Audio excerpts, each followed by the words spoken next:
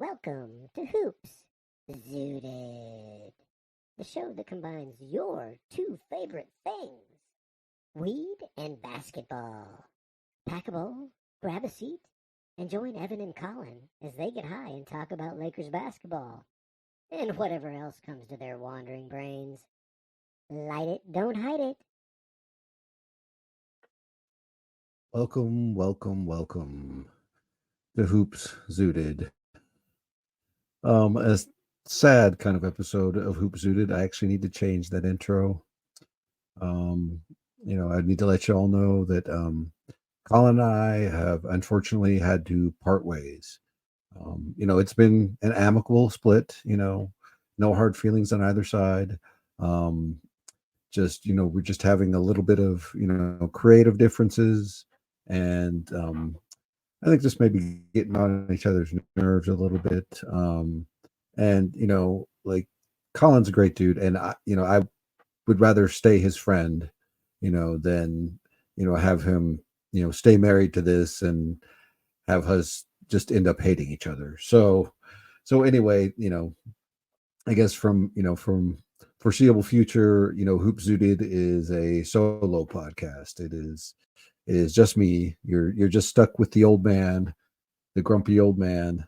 So anyway, I appreciate all of you that have been tuning in so far, and I hope you stick around. I plan to keep doing this. I will probably in fact start doing this more frequently since it's just me. There'll probably be shorter shows, but maybe 2-3 times a week. I haven't figured that out yet, but I'm definitely thinking probably more frequently. So anyway, a little bittersweet tonight, but tonight, um, also a little bittersweet because over Thanksgiving, we didn't do a show, and over Thanksgiving, I also broke my Rick and Morty bong. Very sad, but that was kind of a cheap little knockoff bong. I think I only paid like $20 for that thing. It was really kind of thin glass, and so like, yeah, that's one of the things about glass pieces is they do have lifespans, and sometimes their lives end tragically. So yes, that was sad, but anyway, I went out and I got myself a new bong, and it's got a nice kind of like golden, like Lakers, like gold hue to it that I kind of liked. So anyway, so I got a new bong, and I'm smoking a little bit of ice pie tonight. And since I don't have a co-host to kick it to here, for me to take a hit to start with, I'm gonna just play a little bit of music. And this isn't my music. The intro is my music, the outro is my music, but I didn't have time to create some music for this, doing it solo yet, but hopefully I will here in the future. But this is just what came along with the program here at StreamYard. So I want to just play a little music, and little kind of little intermission to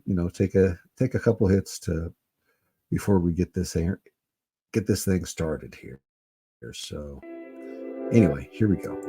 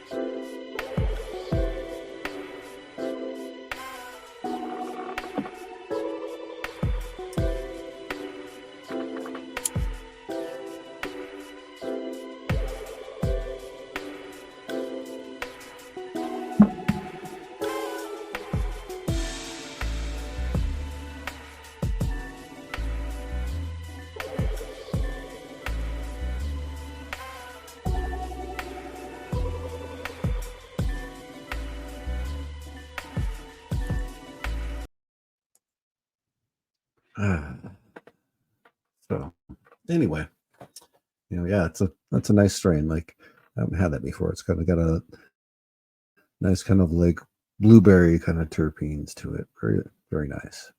Ice pie again. So anyway, since we didn't do a pod last week, you know, I guess I need to start getting used to saying I as well. I got less I'm going to be start talking in the royal we. But anyway, there were 7 games that have been played since the last pod and this one. So, in that time we were 4-3, which is, it's nice. We were above 500. But it's definitely been a roller coaster ride for sure. Um, we started it off with, a very close win over the Rockets, 105-104, just barely escaping the win on that one, but, nice to get the win after they, really just pounded us the first time we played them. And then, the second win, was over the Jazz, and it was the final tournament game. And, of course, they get up for these tournament games. They love these tournament games. And, I've heard that there's, talk about expanding the tournament next year. And, I'm all for it. I've been really enjoying these tournament games. The point differential has been really cool too. Like there was a great game between Sacramento and Golden State that came down to point differential that was a lot of fun to watch and ended up having just a crazy ending too. And yeah, just these tournament games have been great. And anything that gives my Lakers an excuse to really care about basketball and really play hard and in November, like, yeah, bring it on. So more tournament games. Like, yeah, I thank you, NBA. This, I was resistant at the beginning, but like I'm really enjoying this right now. So anyway, we got a nice win over the Jazz. Just destroyed them 131-99. That was nice. So like, 2 games in a row, and then we get the heartbreaker with the Mavs, 101-104. Comes down to the final seconds, and we just can't get it there in the end. And that one was an especially tough one with Braun throwing the final pass and just getting intercepted, and yeah, just, and him also missing 2 critical free throws as well. And Jackson Hayes, I believe, missing 2 critical free throws in that stretch down the stretch. So yeah, that was a just absolute heartbreaker. But then we bounced back with what was a nice win over the Cavs, 121-115. In retrospect, it may not seem as nice as it did at the time because the Cavs have been up and down, kind of like we have a little bit. And I really like the Cavs talent, but like they're still young and it seems like they're still trying to figure it out. But it was nice to get the win in Cleveland. And started that road trip. That was nice. But then we followed that up with a game that I believe is like still like haunting Lakers fans, like truly haunting Lakers fans. Like I've seen like so many of them talk about this game, and like just some of them just seem like broken by this game. The 76ers beat us by 44 points, 138-94. I mean, just destroyed us. Now in context, it was another night where we didn't shoot well, and Philadelphia, like, practically had a historical shooting night. They just couldn't miss. So, you do have to put that in context. Maybe it shouldn't have been, a 44-point loss, but like, when they shoot like that, it's it's pretty hard to beat anybody. So, but that still was like that was a heartbreaking, devastating loss, I think, for a lot of Lakers Nation. And one, like I said, I think that I see a lot of people on the timeline that just still haven't gotten over it. It feels like, and then we did bounce back right after that with a nice win over the Pistons. Now, of course, that's one that, like, even though that was a wire win, we blew them out 133 to 107. But nobody's gonna be like, oh, woohoo, we beat the Pistons. It's it is the Pistons. The Pistons have lost, gosh, however many in a row. I think like 9, 10 at this point. Like, yeah, like, we were supposed to win that game. We were supposed to win it wire to wire. Let's, I feel like I said after the game, it's kind of like just a hard hat game. We put on our hard hats, did what we had to do, and won that game. And other than that, there's really not a whole lot to take away from that game. Just nice that we got that win, and then followed up with a back to back. Against the Thunder, and of course we come up short again in these back to backs. 133 to 110 against the Thunder. We did start really strong in that first quarter. We had like a nice 9, I think even 11-point lead there in the first quarter, but just couldn't hold on. Just didn't have the legs for it. Most of it was just we didn't have the depth for it. Like, we're missing so many pieces. 4 rotational players that are all going to come back. In fact, like, I believe on Saturday, for the Rockets, we should be getting back everybody except Gabe Vincent. So that that is a great sign. So, like, reinforcements are on the way. Like, this, as tough as things have been, we're still above 500, 2 games above 500, 11-9. 20 games. Like, and like, I don't want to, like, do the thing of, like, this is what we were last year, whatever. Like, that's, last year's over. Let's not talk about last year. That's not important. What's important is that we are 11-9, and 11-9.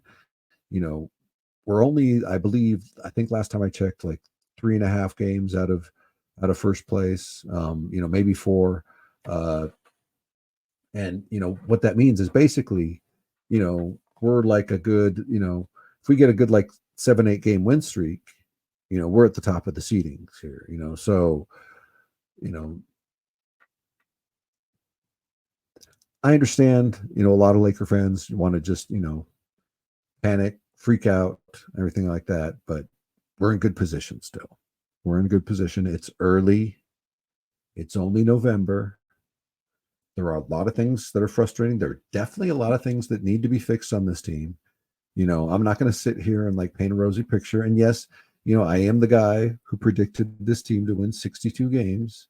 And yeah, I'm going to stand by that prediction, and I'll probably get dragged for that prediction all season long. That's fine. I still truly believe in this team. I believe once this team gets clicking, they really can go on a nice winning streak. And, I like this team, and I love the fact that we're getting healthy here right as the tournament's about to start too. It's it's exciting from that aspect. So, I'm looking forward to the Rockets game, and then I'm looking forward to that first tournament game, against the Suns. I think we've got a pretty good shot in that. But we, like I said, there's still a lot of things that that need to be fixed. Rebounding is still an issue. Defense is definitely still an issue. Like, giving up 138 to the Sixers, giving up 133 to the Thunder, like, the defense, even though that they've been ranked, in the top 10, I think they got up to 9 here, even without Vando. It's still early. It's, that ranking is, kind of a little bit of fool's gold, in some respects. So, the defense has been definitely, subpar, and that's we can't pretend like it's not. It's been good in spurts, but they haven't put it together fully. You know, um, and you know the other thing we have to remember is that that Ham, he's a good coach. He's not a great coach. He's still a young coach. I'll keep saying that over and over. Like, you have to realize this is his second year as a head coach. And yes, he did spend all that time as an assistant coach before this. But being an assistant coach is not the same as being a head coach. It's a completely different mentality and mindset. And, you know, and the thing is that I don't think Darvin is a bad coach. Like there are some coaches in this league that I look at and I'm just like, yeah, we've got it better than it could be. So I understand the concerns, but just got to remember Ham is okay. He's not great, and remember who your coach is too. Like I see, so much like clamoring, about like getting Zach Levine. And you got to remember that, like, bringing in a guy who doesn't play as much defense, he's already kind of going to be in Ham's doghouse a little bit. So, you got to understand that like fit is important. Like whenever we're talking about any kind of trades and everything like this, and I'm not trying to play fan police either. Make all the hypothetical trades you want, but just kind of understand maybe that our coach is who he is and you're not going to change him. So he's going to favor defensive players, and fit wise we want two-way players, defensive players especially, and just kind of think in that mindset, because that's I'm sure the same kind of mindset that Rob is thinking in. And anyway, it is what it is. He's not going to get fired anytime soon. He signed a 4-year contract. So realistically, they're going to let him finish out at least this year before they fire him.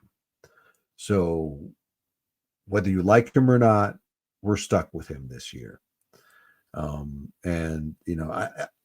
I think the only way he's going to get possibly fired this year is we'd have to have some sort of catastrophic losing streak. So hopefully that does not happen. So anyway, all that aside, like I've always keep saying, patience. Rome wasn't built in a day. This team is still trending in the right direction. It's been, trending upward and doing the things that they need to do. So it's not great, but not bad considering all the injuries as well. D'Lo, you know, that's still an ongoing issue, and I still like D'Lo. Um, but he is just so frustrating too. Like, when he comes out and he can score 35 against the Pistons, and you're just like, where the fuck did this come from? Like, where were you hiding this all this time? Like, and it's just this up and down, but like, I think that's what we have to kind of accept as Laker fans with this team. As it's constructed right now, it is flawed, and we don't have that consistent third scorer, but hopefully we can have a third scorer by committee, where sometimes D'Lo does it, hopefully sometimes Reeves does it. I need to talk about him a little bit. He needs to get his shit together too. But anyway, like, and sometimes Rui does it, but I think that kind of like committee approach may be what we,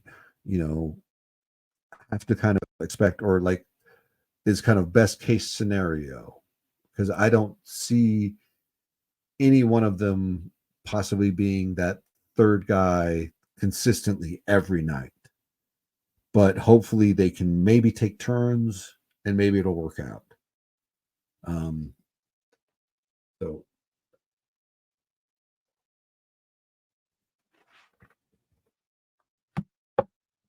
anyway, and then Austin,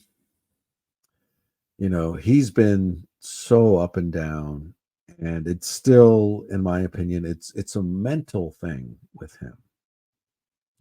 He looks like he's, it's a combination of, either gripping too much, thinking too much, or kind of, feeling himself a little bit too much, trying to, you know, throw up a like contested three from like, 7 feet from behind the arc and stuff like that. Like, he needs to find a kind of happy medium that he hasn't quite settled into yet. Um, and a lot of that is, he's being scouted now, of course, and it's a little harder, when people expect you, as opposed to, you kind of sneaking up on them. So like he was last year. So, he's definitely got to make some adjustments. You know, been joking that, like, maybe I need to stop calling him the white cobra, maybe start calling him the white worm, but like, I'm not going that far. But he's still the white cobra. I still believe in him. I think he's going to figure this out, but like, man, like that backcourt is still an issue, and especially defensively. Like, they need to figure something out defensively, and hopefully Gabe Vincent can maybe kind of patch some of that up a little bit, when he comes back. We'll have to see, but yeah, I think ultimately, someone in that backcourt is probably going to be traded. And, considering that it's, that Austin is such a fan favorite and seems to be an organizational favorite as well, it's probably leans towards D'Lo. But that's also an interesting, thing to think about also, because, as up and down as D'Lo has been with his shot and, giving us points every night consistently, he has been giving us consistent playmaking. So if we lose him and don't address that playmaking, it may, create another gap, by, it fixes one gap and creates another problem, kind of thing. So, we've got to be careful about that too. Like, as imperfect as D'Lo is, he may be, the best option that's available and the best fit that's available. We'll have to see. Like, I'm still not a big believer in Levine. He's great offensively. I question defensively, and I question mostly a guy that's been a number one coming and willingly becoming a number three, with LeBron and AD, and like, being willing to because that's really looking to be like, 15 to 20 a night instead of, the 25 to 30 a night. And that's, a sacrifice in volume that I don't know if he's ready for. So, we'll see, like, and the other thing is too, that like, any trade that's been with that has involved Rui, I've seen, and I believe that he's not available until at least January 15th.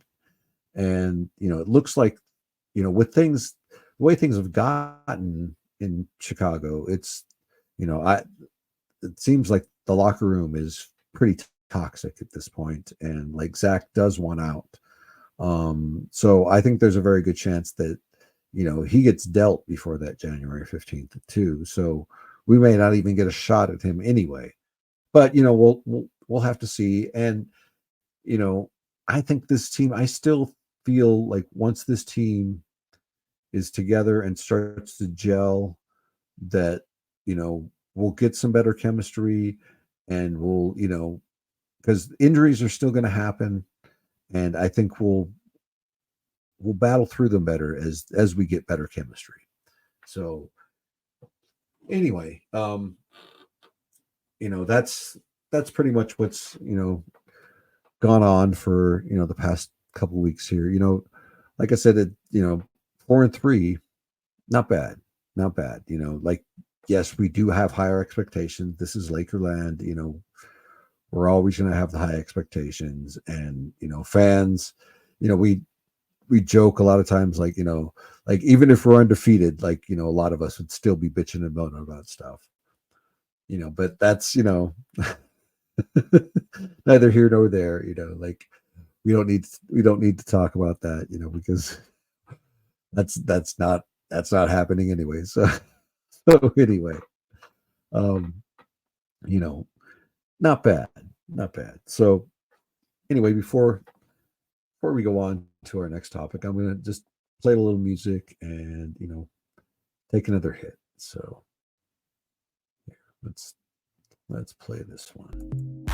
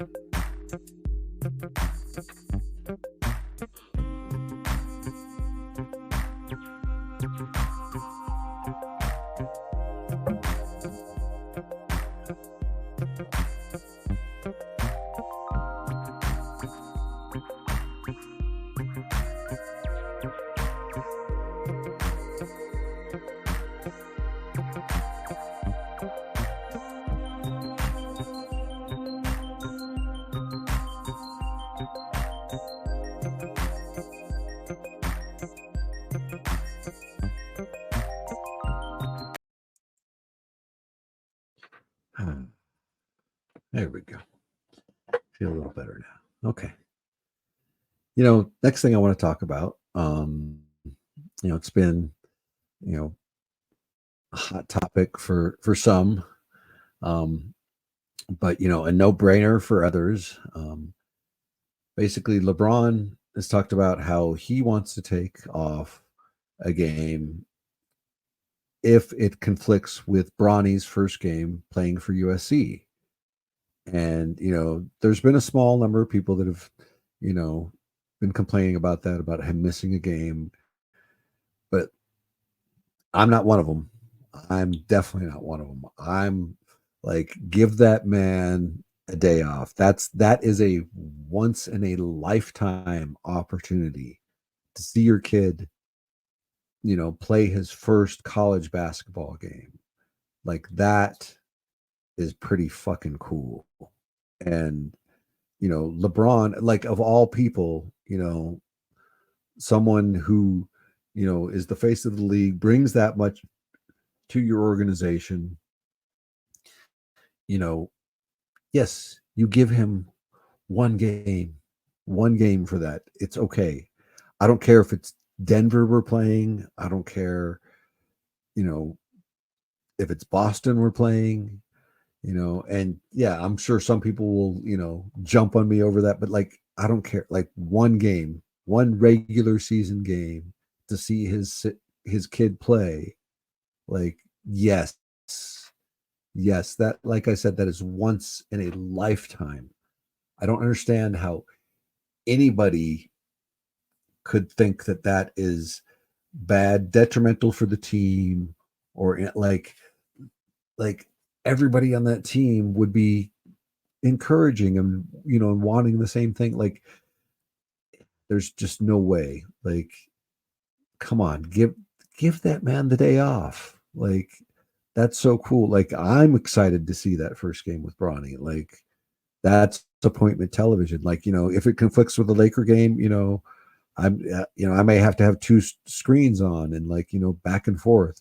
Like so I understand. It's and like it's 100 times that if that was your kid. Like so give the man a break, man.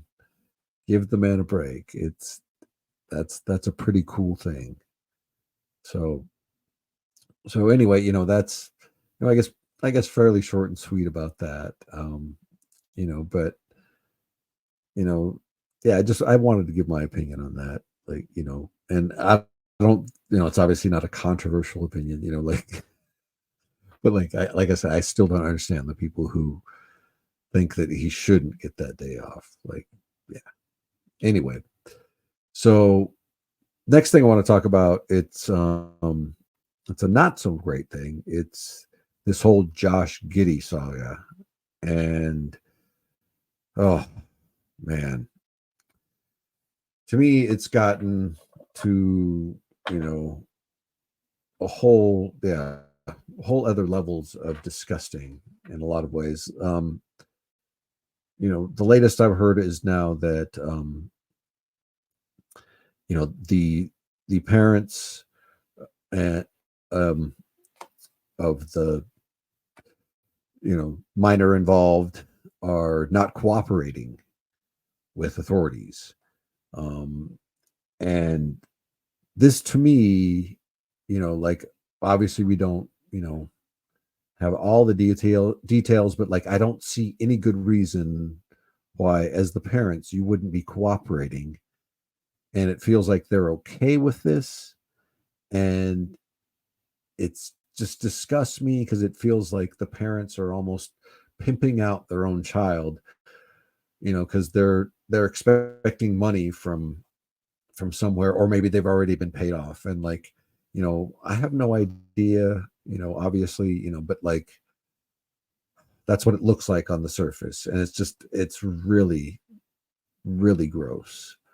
But Newport police, Newport Beach, California have gone after him. And age of consent in Newport is 18. So he could be in very, very big trouble, even if the parents don't cooperate. And yes, this whole thing is really disgusting. And I've been talking about it on my timeline. And there's something else I want to talk about, because there's some people that have called me out, or at least one person, I shouldn't say some people, one person in particular who called me out on the timeline, because Kobe is my goat. And see, I'm wearing Kobe's jersey tonight. Yeah, I love Kobe. I recognize his greatness. He is not my favorite player, as a lot of people think. My favorite player is James Worthy. Um, but I do recognize Kobe's greatness. He is the person that I currently see as the greatest of all time. And the only reason I see that also too is that LeBron is not done.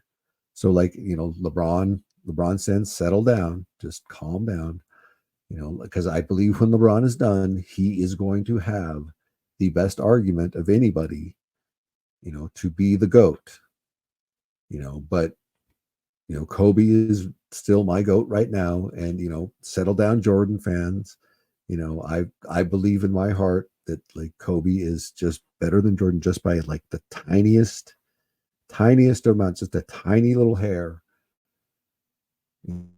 So, and like I believe those three, like no matter where you put them, like those three in the modern era are the three GOATs of basketball. So like I feel like no matter where you rank them, like I'm fine with that. But but so anyway, get a little sidetracked there. Because I you know support Kobe, and I was talking about Josh Giddey. I was accused of being a hypocrite. Because of the things that Kobe has been through, and I found this really just kind of an unfair accusation. Like, you know, well, I mean, I guess that's not necessarily unfair, is just, kind of a short sighted accusation, because you don't, I feel like you haven't lived long enough if you've never contradicted yourself, for one. Um, and for two, it's not like I'm celebrating Kobe's personal life. I'm celebrating Kobe, the basketball player. When Kobe had a lot of his troubles, I did not support him. I was not happy. And I was team Kobe, before those things happened. He broke my heart when Colorado happened. Absolutely broke my heart. You know, but I celebrate Kobe as the basketball player. And, I struggled with this for a long time, because when that all happened, I pulled away, from even watching Lakers basketball between '04 and '08. And, because I was mad at Kobe. And I regret a lot of that, because I missed a lot of his greatness. I missed his 81-point game. I go back and watch it all the time.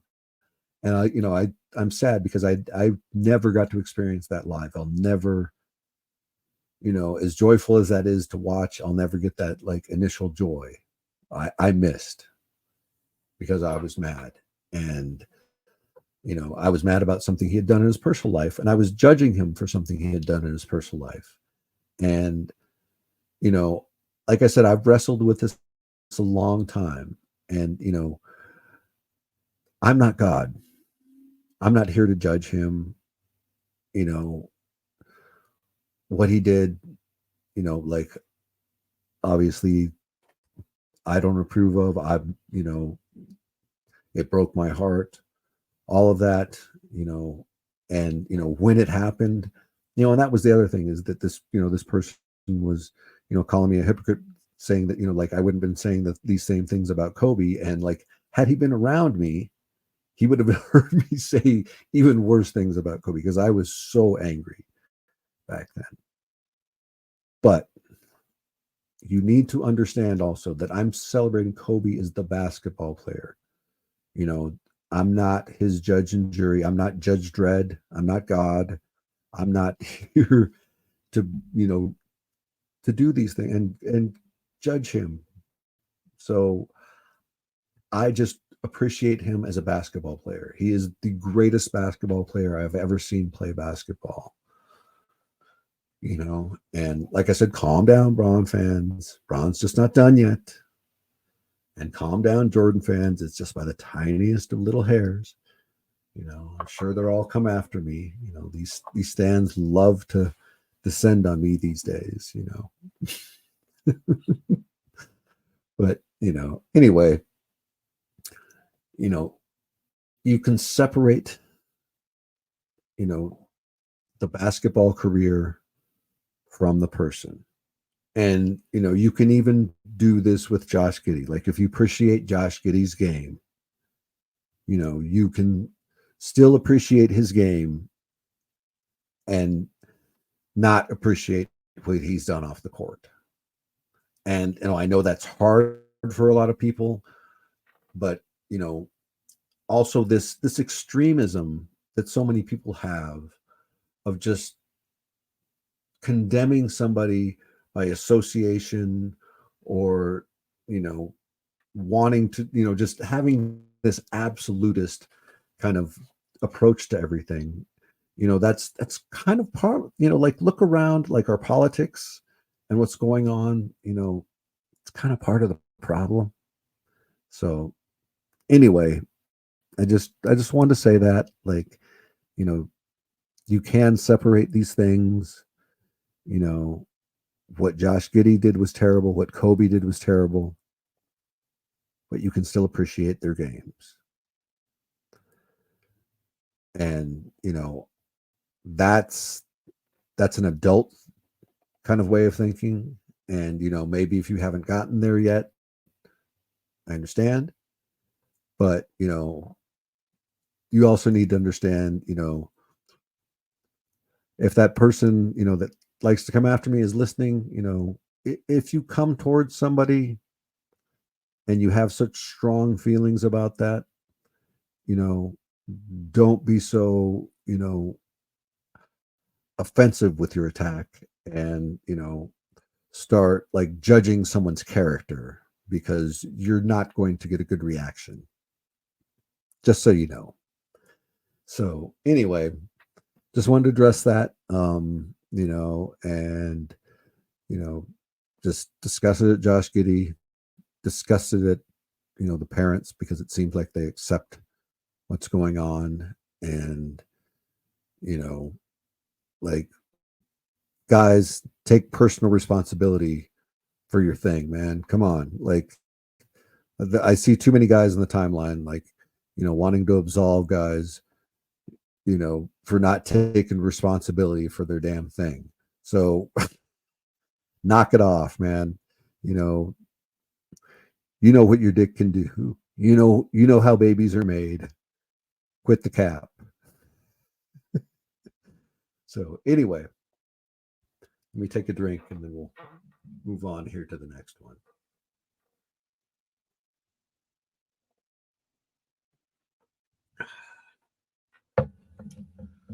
Yeah. So anyway, on to, the rest of the Western Conference. Clippers and Warriors continue to struggle. Unsurprisingly to me, as soon as Clippers got Harden, I thought they were going to start that decline. And I've never believed in CP3 with the Warriors. They still don't have enough size. And they've been struggling. And I still feel bad for Russ with the Clippers, man. Like, I feel like he got such a raw deal in all of this. He really had that team cooking before that Harden trade. And man, man, like, can he catch a break? Like, how the mighty have fallen, kind of thing. And it's really sad. And like, yeah. Anyway, like, I guess I'm kind of a little speechless about it, like, because it just makes me sad. And just, I wish there was something that, because Harden's the goddamn one that should be coming off the bench, but obviously that's not going to happen, and, that team chemistry sucks right now. And you can just tell, like, but, they've made that bed. They're going to have to lay in it. And, as much talent as they've got, it's also just like, it's mind boggling that they can't figure it out too, like, between the four of them. But I think a big part of it is what they've done to Russ. Like, and, because like, the smart thing to me would be to start Russ and PG and actually bring both Harden and Kawhi off the bench, and you match their minutes together like that, because of the fact that the pace that they both play, or that they match up and play with. PG and Russ play at a faster pace, and Kawhi and Harden play at a slower pace. And I think if they figured that out, they could actually be pretty deadly. But as it is right now, it's a mess. And the demise of Nick Batum was obviously greatly exaggerated as well. He's flourishing now in Philly. Like, that was big loss for them. And then then onto the Warriors, like, Draymond. You still need some anger management, man. Like, man, I really like Draymond too. Like, I like the fact that he speaks his mind so much, and like he is, but like we got to be honest, he's a dirty player, like, and he's got to do something about that temper. Like I can't imagine that Steph and Steve Kerr are not getting tired of that by now. Like I,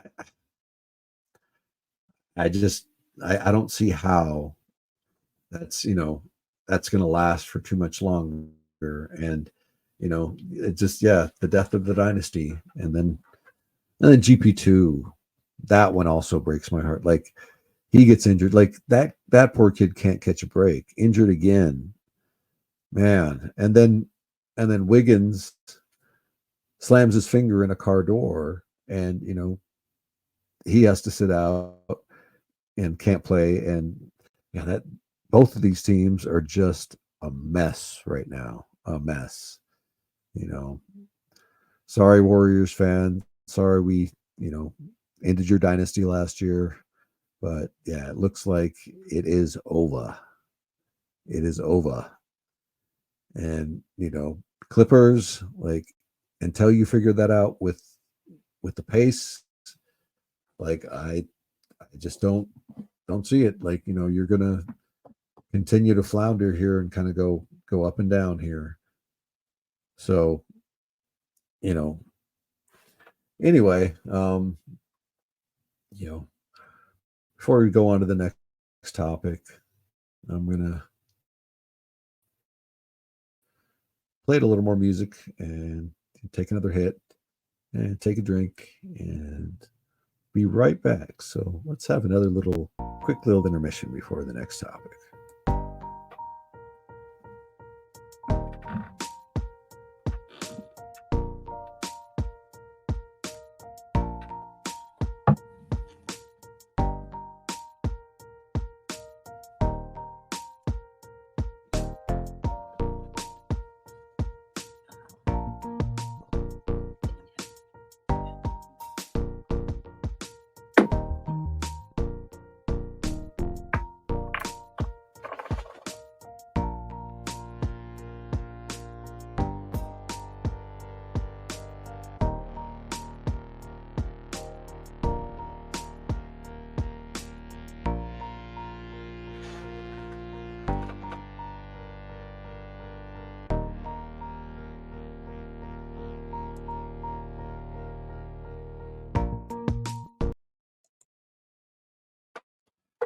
Ah, there we go.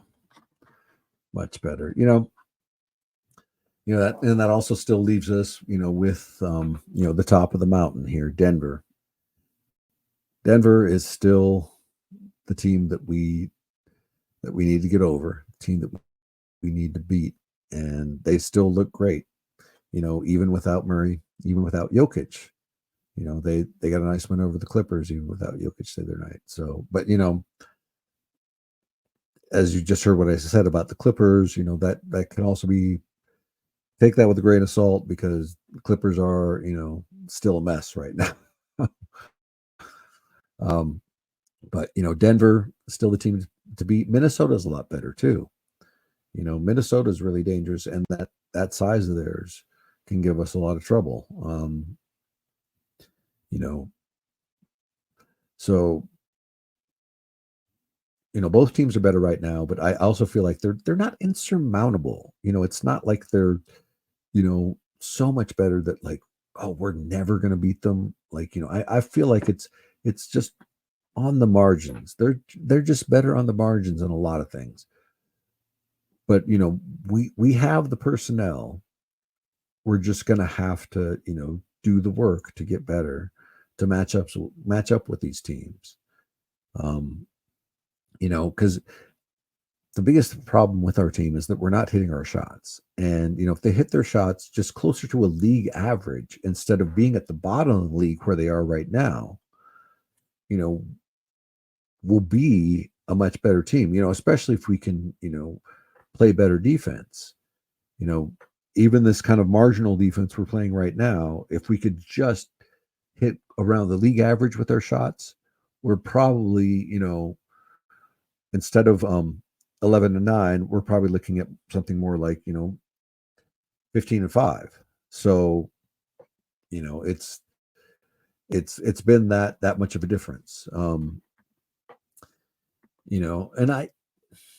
I still have some doubts about this 5-out offense. There's some good things that I see with it. When it's clicking and we are hitting our shots, it is, like I can see it, and I can kind of drink the Kool-Aid a little bit. But when they're not hitting their shots, they get discouraged really quickly, and you know that's what I get worried about. And that's the unfortunate thing with that. But the 5-out offense has also helped us with transition defense a little bit. I've noticed, because we're a little bit more spread out and able to respond quicker to get back quickly on the transition. So that's been helpful. I do like that a lot.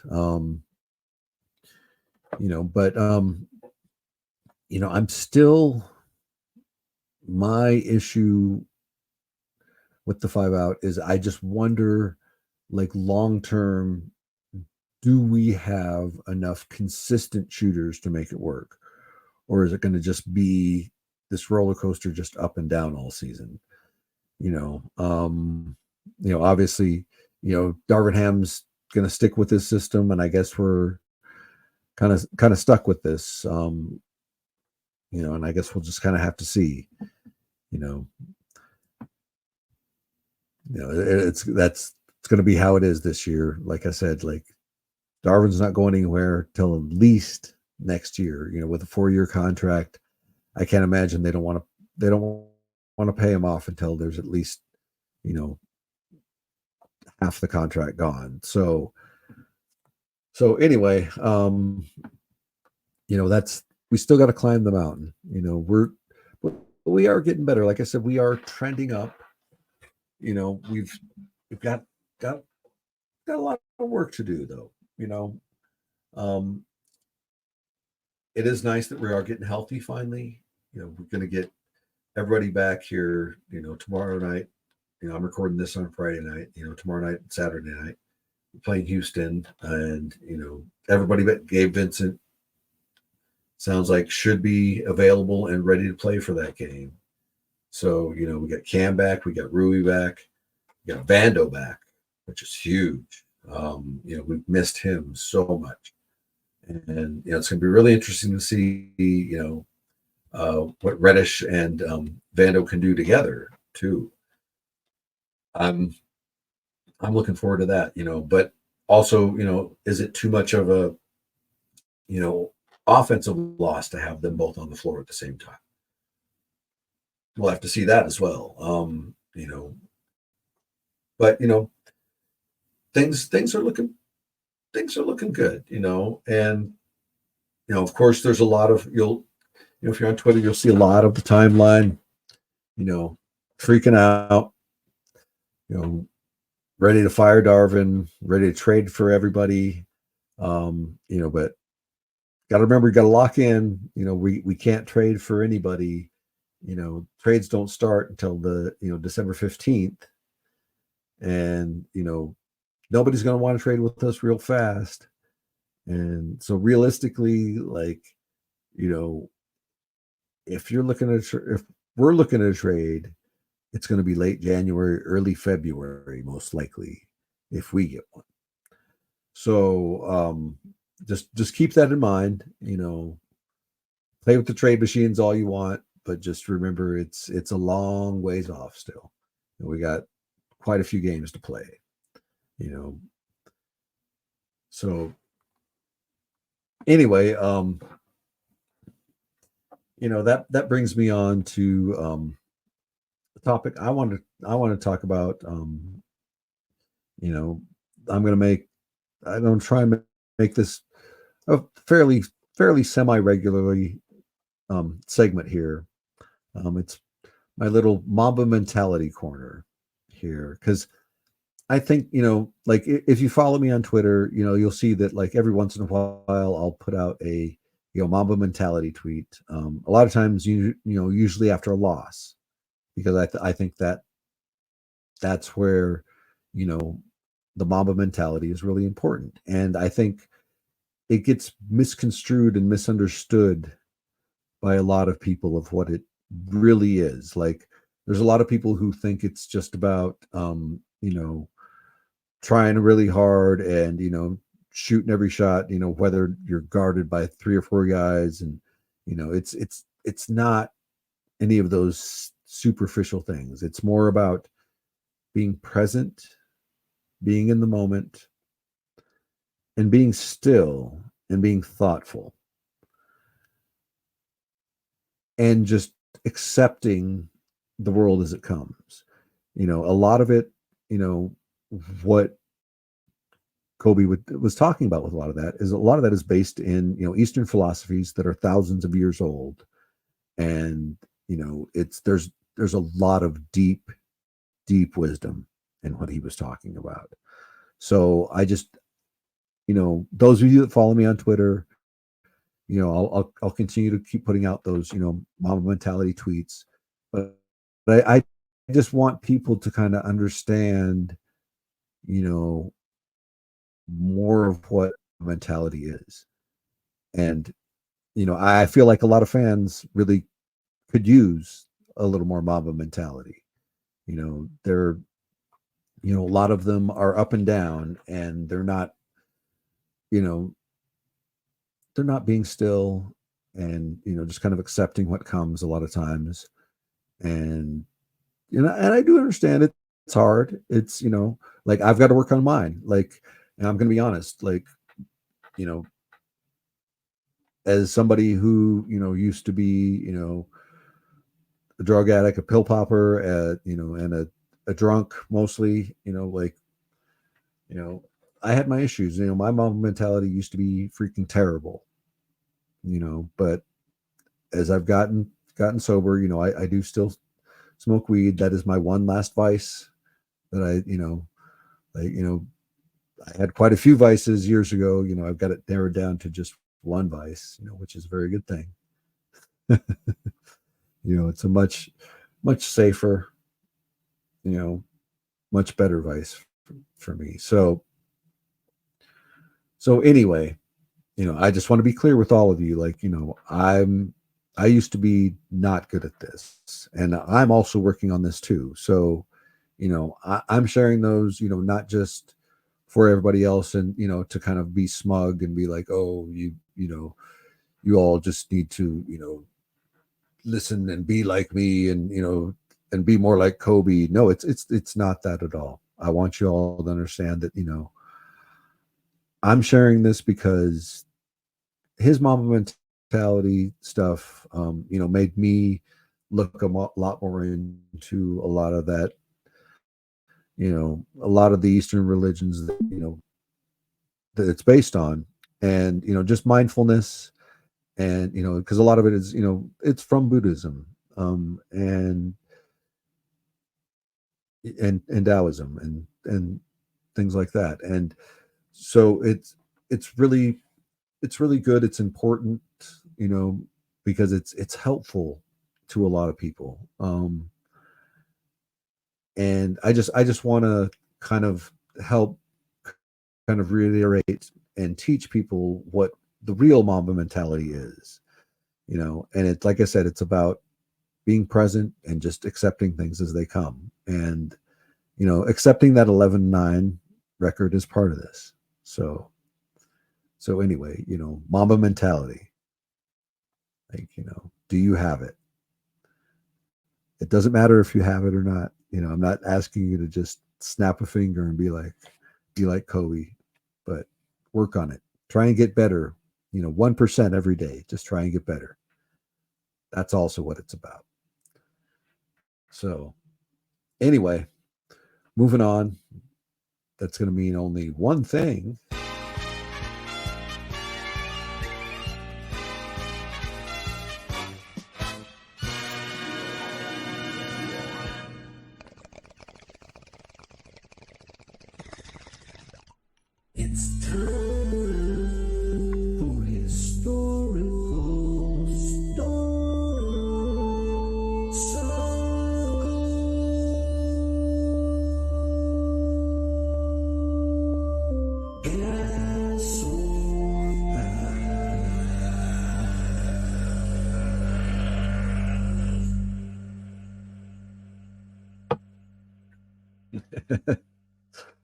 Well, we're gonna have to do this a little bit different now. Now it's just me. I don't have somebody to toss it to, so I've come up with a slightly different format.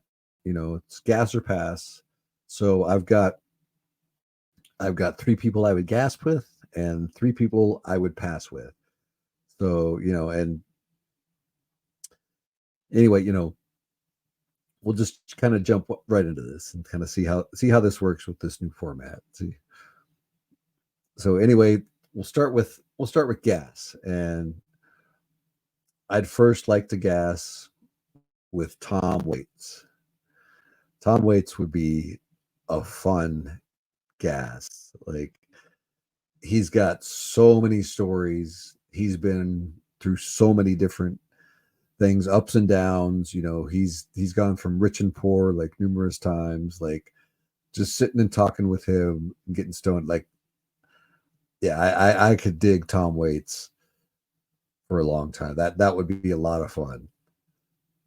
And then we'll go on to pass, and this guy, um, yeah, this guy, like, he's a rocker, but he's an obnoxious rocker.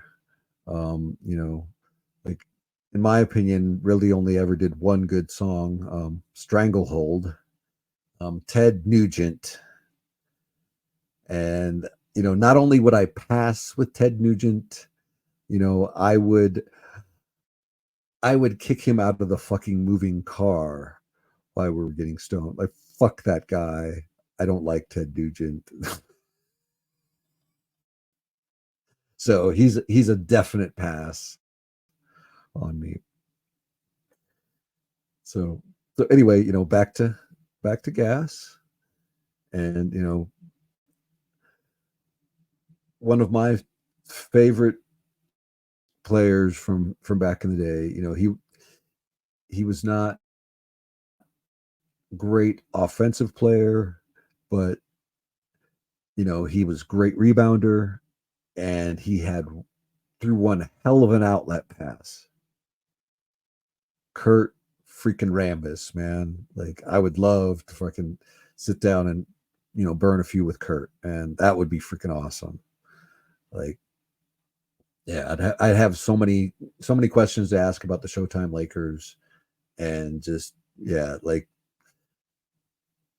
and so many other questions that, yeah, I would ask him about a lot of other things, but, like, yeah, Kurt would be awesome. Kurt would definitely be a gas for sure. And then move on to pass. And this guy is the guy I hate, probably, the second most of NBA players. And, like, and that's saying a lot, because, like, I love pretty much every guy that's ever played in the NBA except for two dudes. And, like, I think you've heard me talk about one, Danny Ainge, number one, you know, public enemy number one, Danny Ainge. But this guy is number two, Bill fucking Lane Beer. Like, not only would I not smoke with him, like, I would give him a clothesline. Anyway, talking shit, Bill would probably kick my ass. He's, foot taller than me. Anyway, yeah, definitely pass with Bill Lambier. So anyway, we'll come back to gas now. And, this guy is one of my favorite presidents in history. I've just always thought him to be an interesting character. And a guy that I'd love to, sit down and smoke a few with, and talk with, and a lot of questions I would ask him, and that'd be Teddy Roosevelt. Just ask him about the Rough Riders, ask him, about what he did with national parks. So many, like, yeah, Teddy's an interesting guy. So Teddy's a definite gas. And then we'll end it. Of course, obviously see a theme going on here. we'll go with another president, and this guy's a not so nice president. You know, Andrew Jackson, and yeah, not only would I not smoke with Andrew Jackson, yeah, I just slap him upside the head. Like, no, like, no. Anyway, I don't know if I need to elaborate on that or not, but um, anyway, had a lot of fun here. As you can see, it's just me now. I appreciate everybody who's been rocking, with both me and Colin, and now I hope you continue to rock with just me. Um, you know, maybe I'm not as entertaining without a co-host, but I hope that I'm still, you know, still enjoyable to some. I appreciate every single one of you views and listens, and thank you. Any of you that listen on Spotify, or iTunes, please rate, subscribe, review. Like if you can put a review, especially, that is so helpful. I truly appreciate those. They're so rare, so hard to find. So, speaking of which, actually, there's some pods of friends I need to put some reviews on. I'll be on that soon, guys. Anyway, this has been fun. I've enjoyed myself, even though it's been kind of just hear me talking to myself.